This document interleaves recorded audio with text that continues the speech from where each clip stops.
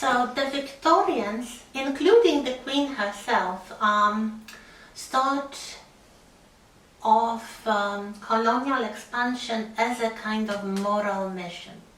They truly believed that they belonged to the most advanced and most civilized culture in the world, so it was their moral obligation to civilize everybody else. Some scholars and critics of the empire believe it was racist view, and the whole attitude was deeply prejudiced and racist. I guess the reality is a bit more complex. Queen Victoria, for once, never really was a racist. She never believed that other cultures were worse, and many Victorians shared her opinion. However, most of them, I believe including the Queen, thought that the other way around, the English civilization was better. It's not that other civilizations, especially those non-European civilizations, were so much worse. No, not necessarily. It's just that the English were so much better. Not only compared with those, let's say, non-Christian civilizations, but continental Europe as well. So there is a term describing this kind of attitude, and it's sometimes used to describe the attitudes of the mainstream public towards the colonial reality in Britain. This word, I also found it quoted without translation in Polish books, so it is known in Polish language as well. The word is jingoism. Jingoism. And it means this kind of boastful belief in the superiority of one's own culture. Not necessarily that the others are worse, but our own is so much better. It actually comes from a music hall song, and the empire was very popular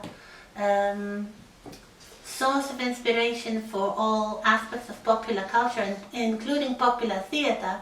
So this song, if I remember correctly, it was written around the time of some troubles in the Middle East surrounding the dissolving Ottoman Empire.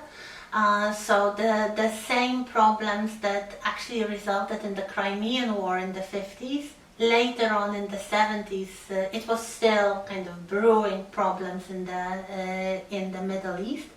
And there was a big public discussion in the press whether or not Britain should send their military forces to this region and get involved.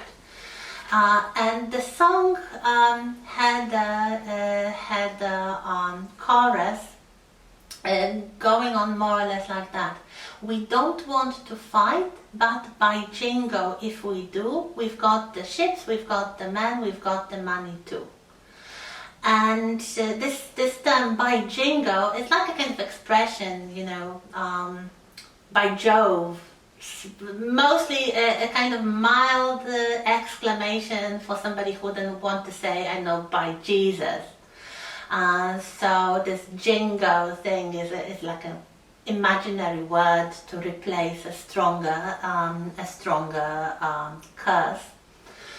That would be blasphemous for some Victorians, and the word jingoism comes from that. So this kind of boastful tone. We don't want to fight, but if we have to, if we are forced, we will win because we are the best, of course. So that's jingoism, and this is a very useful word when talking about the British Empire.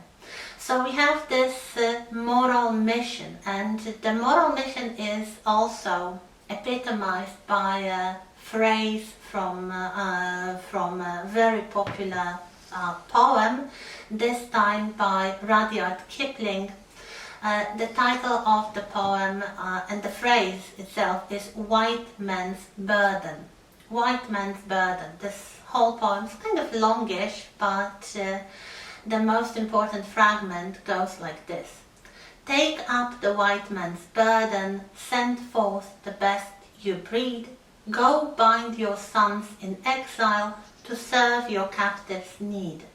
To wait in heavy harness on flattered folk and wild, your new caught sullen peoples, half devil and half child.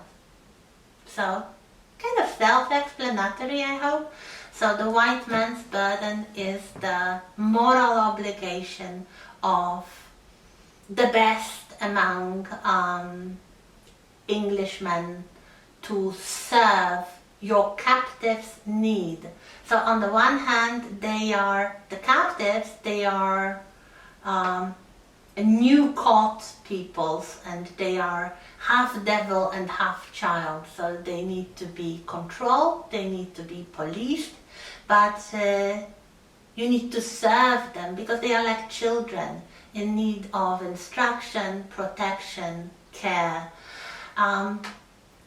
According to, I guess it was Ferguson, he believed that the ultimate aim of the British colonizers was to improve the civilization of the colonies so much that the colonies would be able to manage themselves on their own, and the colonists, the administrators would leave the colony like happy parents when their children grow up. This was the theory. Of course, the practice was less bright, and there was a lot of exploitation at every level. The opportunities, even in the colonies that allowed the possibility of careers in the administration to the native people, the possibility of promotion was quite limited. So even if a local man, of course, the women were not really counted into that, would follow the path of the education and prove to be very gifted and hardworking and try to kind of out-English their English, which was quite a frequent case in many countries, but especially in India. There were people mostly from the newly emergent lower middle class who tried to be more British than the British. It never really fulfilled the dreams of being accepted and melting into this kind of colonial family, despite all the lofty phrases and wording that was in the theory. So early in the development of the colonies, for example, interracial marriage was tolerated, especially in places like India. So not the colonies of white settlement, but other colonies with just the British administration. So if, let's say, a man in the Indian civil service wanted to marry a high caste Indian woman, it was allowed, it was even encouraged very early in the 19th century, because it was believed to promote the kind of better relations, more peaceful relations with the native population of the colonies. Later on, from the middle of the 19th century onwards, it is increasingly expected that the administrators will marry English women. So there was a couple of ways to obtain English women if you were a colonial administration. One way was to get a vacation. Once, I think every 7 years, you could get a vacation and go to England, and many administrators who went to India very young and started their career there, and they were not married when they emigrated. They used this home leave to find a future wife, perhaps to get married and to take her with him back to India. Another possibility was the import of English women, organized by some, I would say, cunning businessmen in India. So they would actually bring some young women who hoped to marry into the colonial administration from England to the colonies, and they could hope to meet and attract somebody from the colonial administration there. It sounds strange, but it did happen.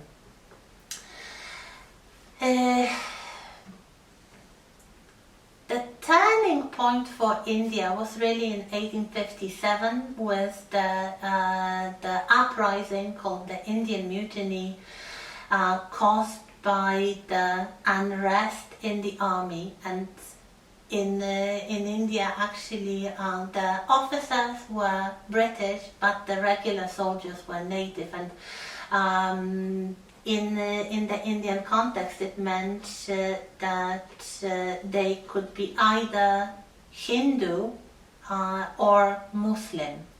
And there was a new type of rifle. It was called the Enfield rifle, and the way of firing this rifle required the soldier to bite off the end of the bullet wrapping and insert the bullet into the rifle. The point was that the bullet wrapping was smothered in some sort of grease to prevent water from getting to it, and rust or other such problems. And the soldiers, the regular soldiers, started asking a fairly basic question, like, what type of grease is it? Is it animal fat? And if it is animal fat, what kind of animals were used to produce this fat? Because, as you hopefully know by now, if you are Muslim, you wouldn't touch pork meat because it's kind of taboo. If you are Hindu, you wouldn't touch cow, beef fat, because the cows are sacred. So again, a type of taboo. The officers disregarded these problems. They just didn't care. They ordered the soldiers basically to stop talking and bite those bullets as the instruction went. So the soldiers rebelled and killed the officers, and a massive insurrection started, which resulted in some very dramatic changes in the colonial administration. The fighting was only stopped when the troops from other places of the empire were brought to India to quash the mutiny. It was a very bloody rebellion with a lot of casualties also among the wives and families of the officers and generally colonial administration. So everything was really reported in the press.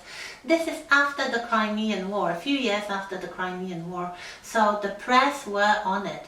The newly established war correspondents and even photographers documenting the fighting, and especially the outcome of the fighting were dispatched to India.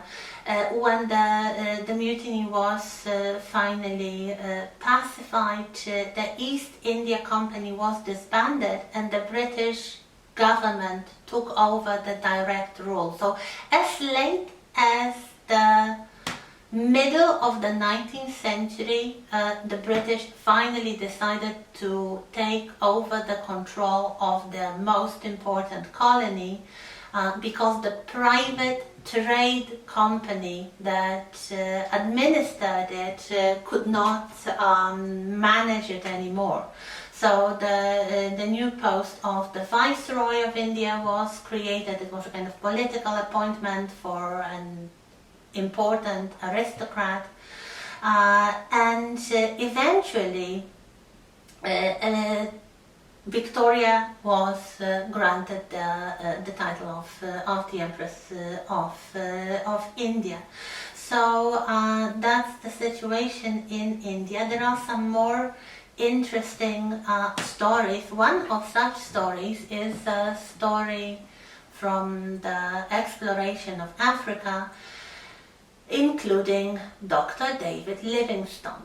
He was a Scottish medical doctor and a Christian missionary who was employed by the Royal Geographical Society to explore the central part of Africa in search of potential trade routes.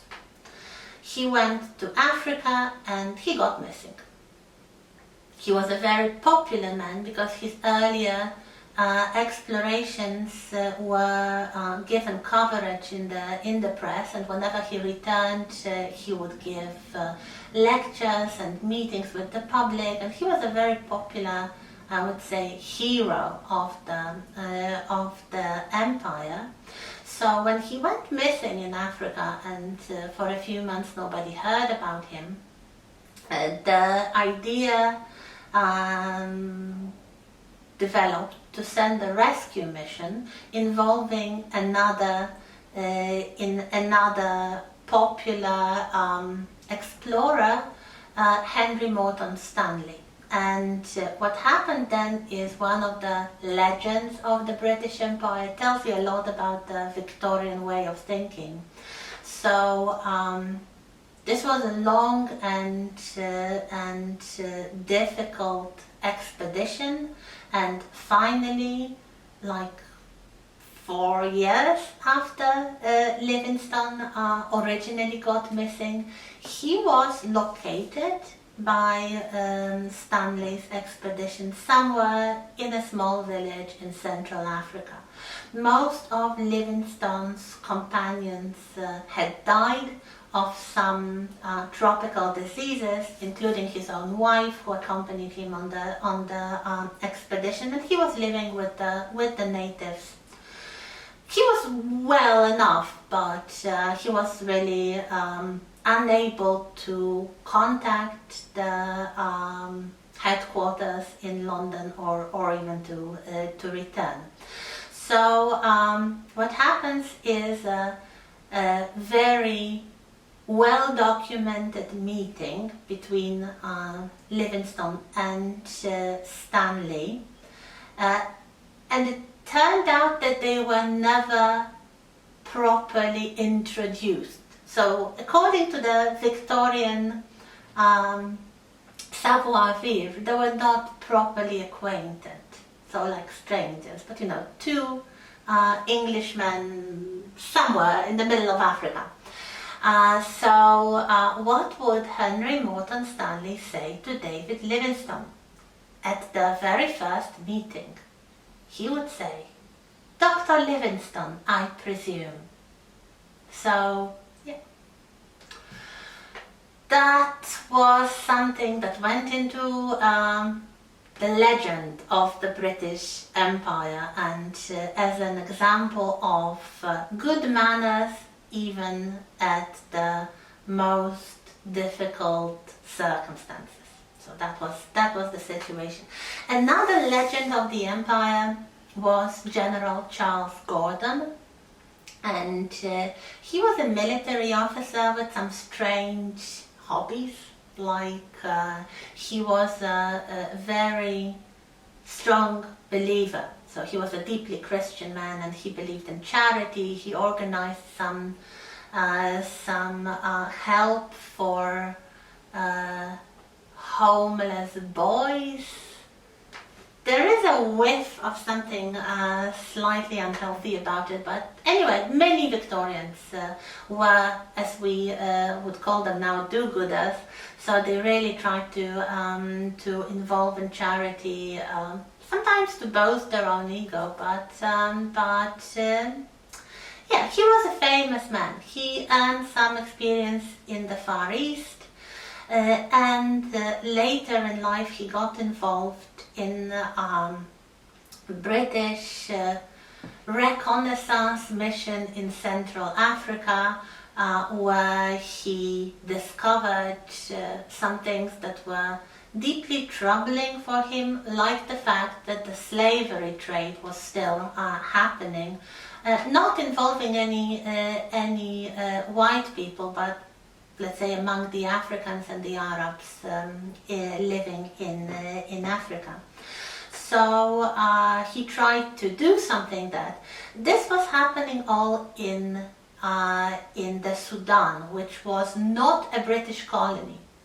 There were many such places, like Egypt, for example, which were not officially colonized, but the involvement of Britain, political, diplomatic, military and commercial, was immense. And General Gordon got entangled in some sort of internal struggles in Central Africa, and finally he got himself besieged in the city of Khartoum by the Arab forces led by a very famous and formidable Muslim leader called the Mahdi.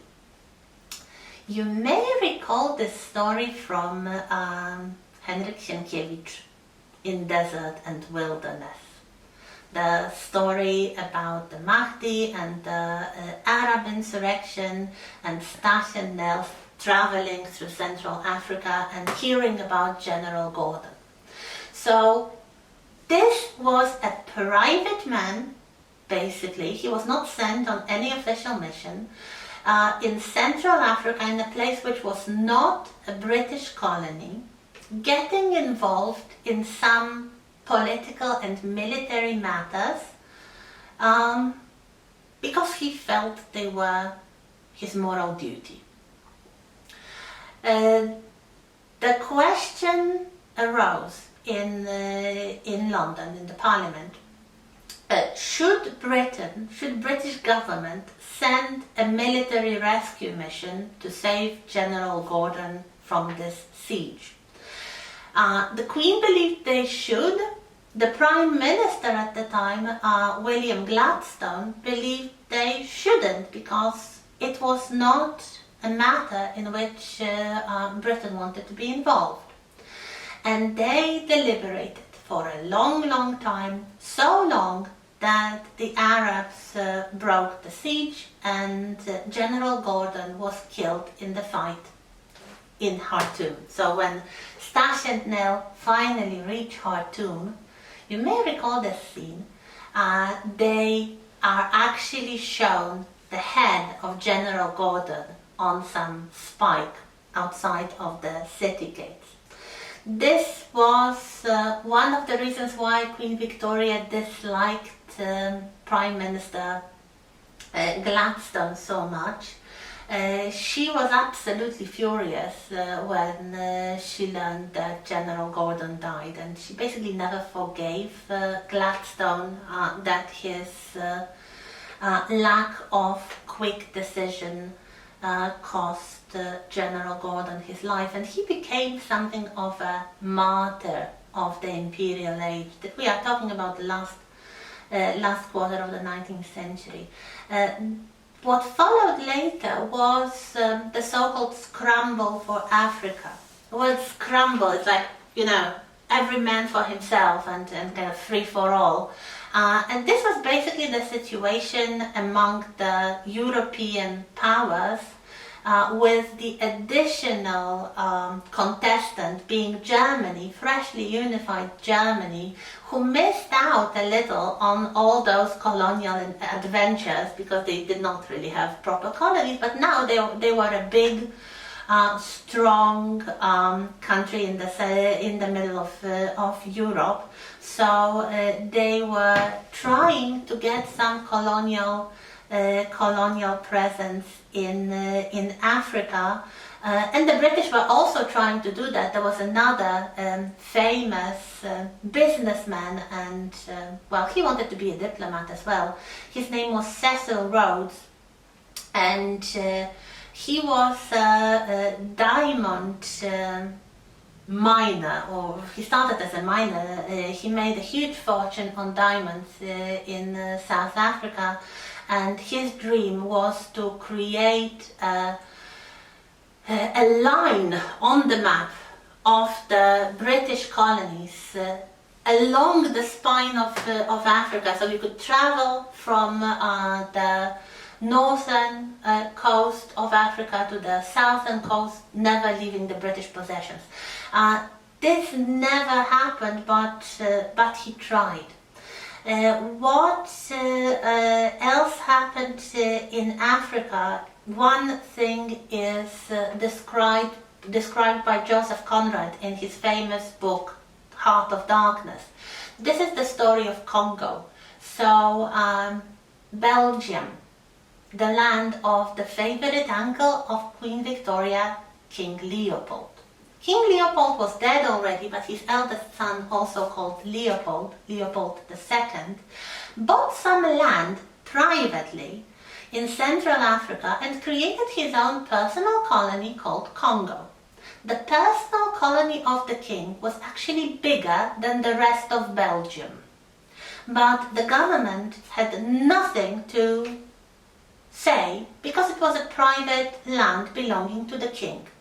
And the king wanted to use Congo for the exploitation of the rubber plants, rubber plantations. And what followed was